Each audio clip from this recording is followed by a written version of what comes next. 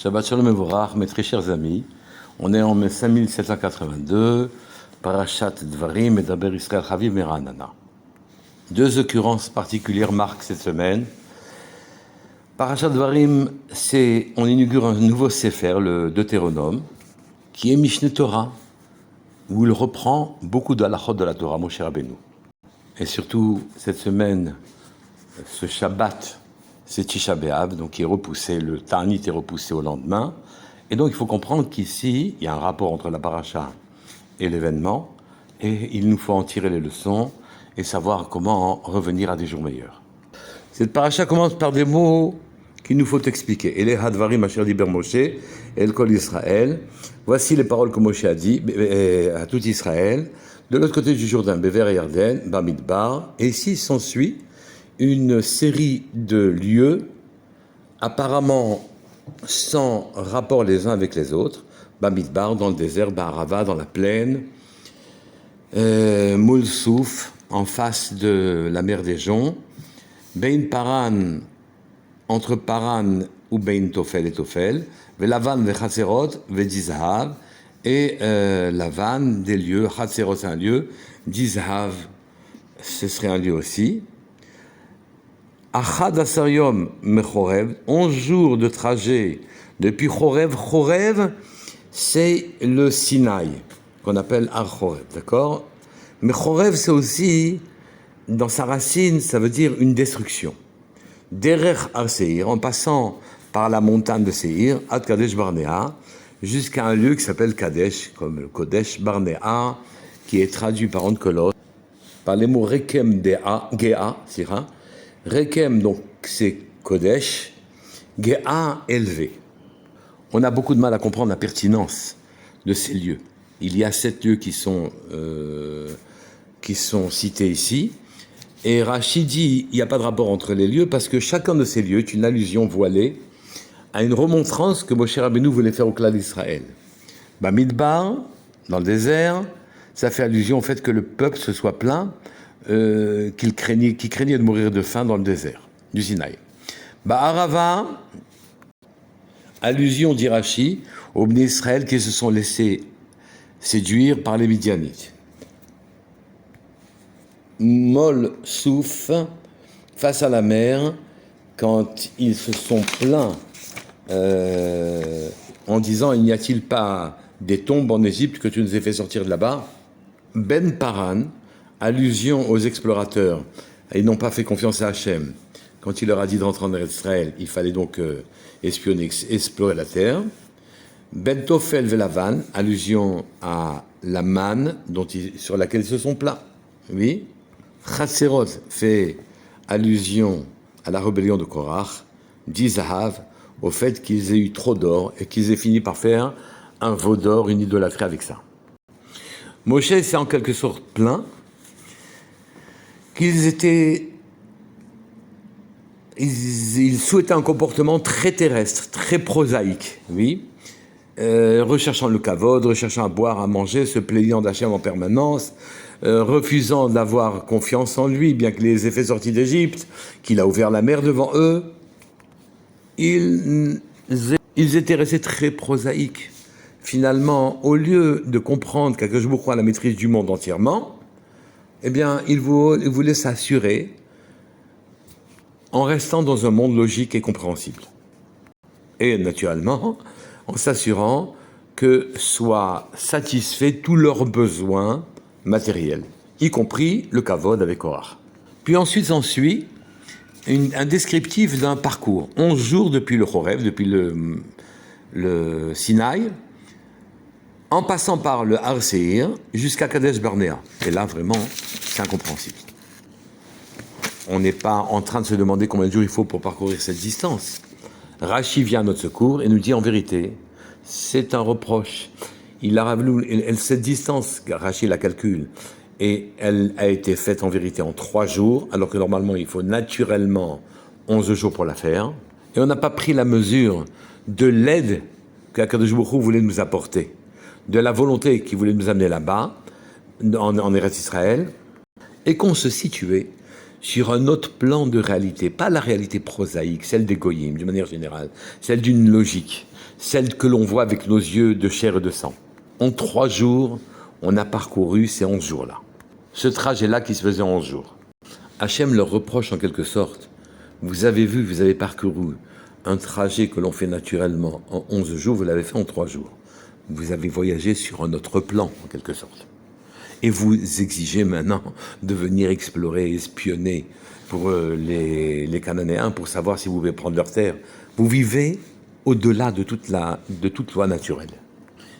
Et vous voulez vous conforter dans vos certitudes et votre logique, et y trouver l'assurance d'une vie normale. Vous vivez sur un autre plan. D'ailleurs, que sont ces 11 jours? Ces 11 jours représentent le Chorban, la destruction du monde vrai. 9 jours du 1er au 9 Av, où le Beit HaMikdash a été détruit.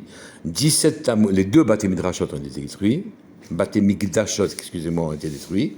Le 17 Tammuz, où Moshe a cassé les Luchot, enfin a laissé tomber les Luchot. Et enfin, à Sarah Batevet, où le siège de la ville de Yerushalayim annonçait la perte de la ville. Donc 11 jours pendant lesquels la présence manifeste d'Hachem dans Yerushalayim, où n'importe qui pouvait la voir en quelque sorte, eh bien, Hachem a disparu de nos yeux, de nos écrans. La destruction du monde vrai. On vivait à l'époque 2 réalités. La réalité d'Hachem, miraculeuse, étonnante, sortant de toute logique, et la réalité de tous les jours. Puis, le monde a été en quelque sorte détruit, nous privant de la présence divine patente, manifeste. Une réalité vulgaire représentée par ce fameux trajet de 11 jours que l'on fait depuis le Chorev, qui est le Sinaï, mais qui est en vérité Chorev, Chorban, la destruction, Ad Kadesh Barnea, pour retrouver ce qu'on aurait dû avoir, à savoir la Gdusha, la plus élevée, comme le dit Onkelos. Comment sortir de là? Comment sortir de nos conceptions lourdement terrestres, où l'on se plaint, cherche du kavod, du pouvoir, retrouver une assurance logique? Comment sortir de là? Et retrouver le niveau que nous devons avoir sur l'autre plan, en ayant conscience totale d'une présence divine. Reprenons une réflexion de Yirmiya Hanavi. Alma avda haaretz, al osvam et torati. Pour quelle raison nous avons perdu la terre d'Israël? Car nous avons abandonné la Torah. On entend généralement parce qu'on n'a pas respecté les préceptes et mitzvot de la Torah, s'en est suivi que nous avons perdu la terre. Pas parce que directement nous avons abandonné la Torah. Sa lecture, sa croyance, sa confiance en elle. C'est écrit aussi Oti azvu mekor maim, chaim. Moi, ils m'ont abandonné, Hachem. Mekor, source, maim chaim, des eaux vivantes, de la vie. L'achsov, pour aller puiser lahem pour eux. Borot nishbarim, dans des puits qui sont cassés, dans des logiques et des valeurs qui n'ont pas de sens. Dans Parashat Azinu, c'est écrit Hem kin uni belo el ich isu chie kasuni be havlehem. Ils m'ont rendu jaloux, c'est-à-dire ils m'ont agacé avec des divinités qui n'ont pas de valeur, sans consistance. Ils m'ont courroucé avec ce vide. Lo chachmu, si ils réfléchissaient, s'ils étaient intelligents, il y a ce qu'ils lui comprendraient, zot cela, yavinu le acharitam. Ils comprendraient que ce qu'ils souffrent maintenant, de vivre dans ce monde grossier, ce ne sont que les conséquences. Tout leur malheur vient de là, ils ne réfléchissent pas aux conséquences. Mais en vérité, on peut y trouver une allusion à quelque chose de bien plus profond, de bien plus sérieux. Tous nos malheurs viennent du fait que nous pensons qu'il y a une réalité concurrente à celle de la Torah. Nous ne voulons pas regarder dans la Torah qu'elle contient tous les mondes et toutes les réalités. Et nous pensons pouvoir de temps en temps concurrencer la vérité vraie, le monde vrai de la Torah, et trouver un peu de réconfort dans les difficultés que nous avons à affronter les les implications de notre spiritualité, de notre recherche profonde. Je m'explique. Nous essayons de trouver dans un vrai tangible, immédiat, manifeste, perceptible, un peu de réconfort. Et de ne pas...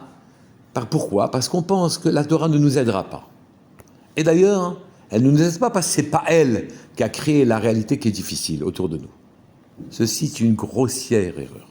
Nous pensions trouver un intermède, un peu de sauvetage, un peu d'air, en dehors de la Torah, quand nous sommes malheureux.